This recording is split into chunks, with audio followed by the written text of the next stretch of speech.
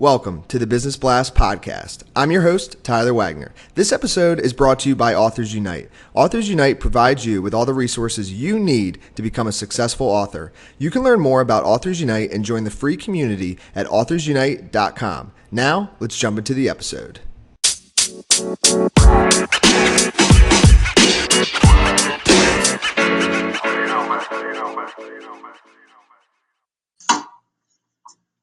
All right, everyone. Welcome back to another episode of the Business Blast podcast. I'm your host, Tyler Wagner, and today I have Sarah Johnston with us. She's the founder of the Briefcase Coach, and she's a job search coach, and she helps job seekers develop a job search strategy, interview prep, and resume writing. So welcome to the show, Sarah. Hey, Tyler. Thanks so much for having me today. Of course. Thank you for joining us, and we'll dive right into the show. The first question that I have for you is, what's the best story from your life that has an underlying valuable message? Sure. So I grew up in small town Georgia. It's kind of funny, but all of the post-apocalyptic movies are filmed in my hometown. Hunger Games, Walking Dead, but I think being from a small town really shaped a lot of who I am today. Growing up, I knew every kid in my high school. I knew their story because I grew up with them. And going through high school, you pretty much had to stay friends with the people in your class. Otherwise, you wouldn't have any friends. We looked out for each other. We shared each other's accomplishments. As an adult, I still have that desire to be known and to know others. And I crave connection in a non-artificial way. My granddad, who was in insurance sales and literally knew everyone, made me read the book, How to Win Friends and Influence People, back in the 7th grade. And other than the Bible, that book was one of the most influential books in my life. The things that the book talks about are things that I try to put into practice every single day and have helped shape me as a friend and as a small business owner. And these include giving honest and sincere appreciation for people, becoming genuinely interested in other people, smiling. This is a fun one. Remembering that a person's name is to that person the sweetest and most important sound in any other language. Being a good listener, encouraging others to talk about themselves, and make the other person feel important, but doing so in a very sincere way. Yes, that is one of my favorite books too. So thank you for sharing that.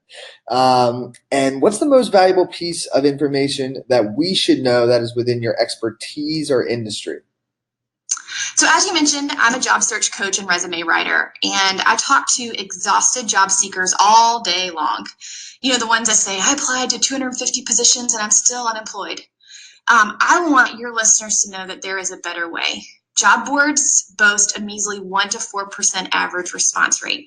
And that's a lot of resumes to send and not hear anything back. While I've known plenty of people, great people who've gotten jobs by reactively applying for positions online through a job posting, my secret tip, or not so secret tip, that I share with all my clients is that informational interviews are powerful. It's reported that 80% of people get a position through networking. And for those earning more than $100,000, networking is the most successful strategy, with 50% of candidates surfacing through opportunity that way.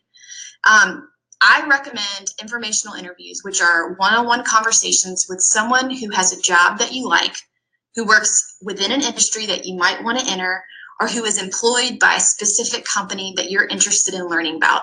So simply put, an informational interview is kind of a hybrid of an amazing networking opportunity / info session / job interview.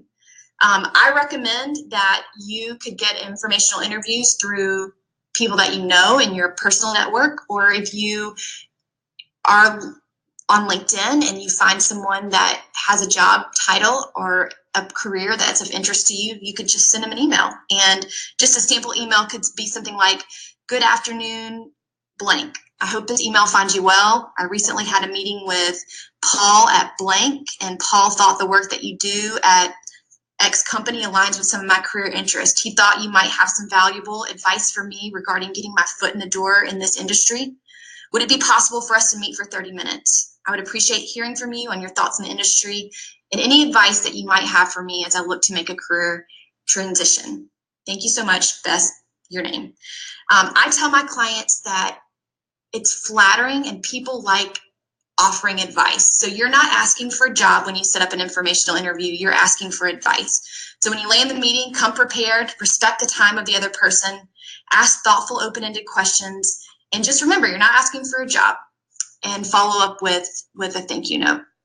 And what is your best piece of overall business advice, so not necessarily industry specific?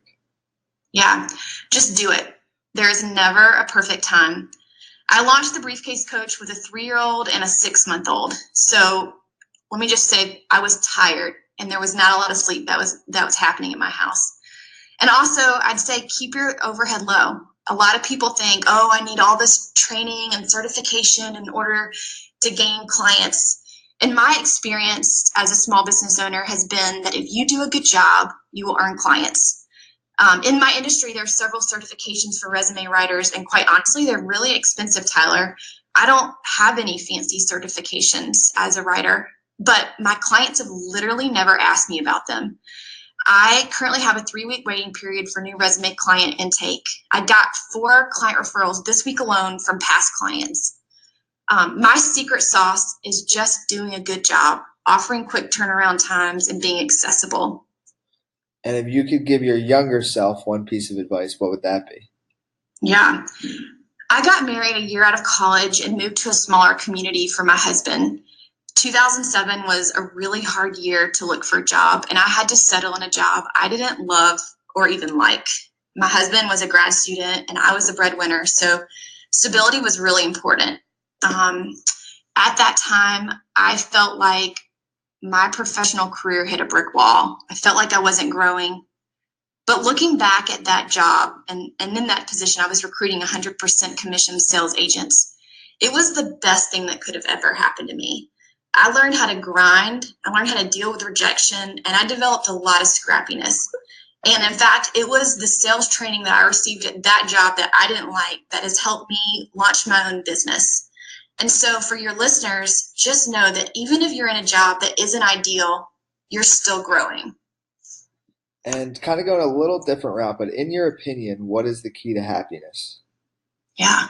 For me, the key to happiness, Tyler, is doing something meaningful with a greater purpose, but also having flexibility and freedom to invest in my kids and my husband. I have an awesome family and the coolest kids in the world, and I want to be able to spend time with them. And what's the best book that you've read, and what was the number one thing? Oh, I think I already know the answer to this, but and what's the number one thing you learned from it? Yeah, I kind of already hit on this one before.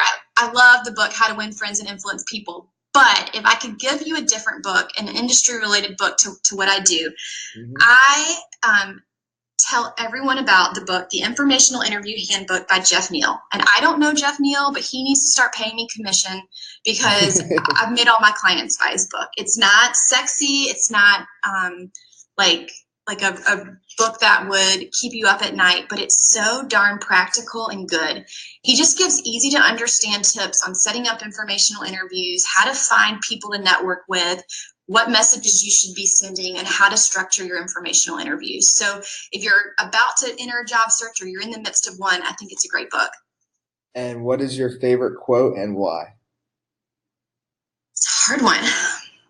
I do really like the quote by Jesse Jackson, and he's credited with saying, "Never look down on someone unless you are helping them up." And I think it's a great quote because I've had the privilege of meeting and serving alongside people from all different walks of life. And when you encounter someone, you truly never know what they may be facing at home. Thank you so much, Sarah. So much value in this episode. Last question I have for you before we let you go is, where's the best place for people to find you online?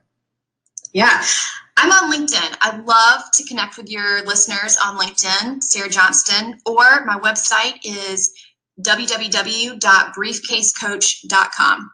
Perfect. Thanks again, Sarah. We really appreciate it. Awesome. Thank you, Tyler.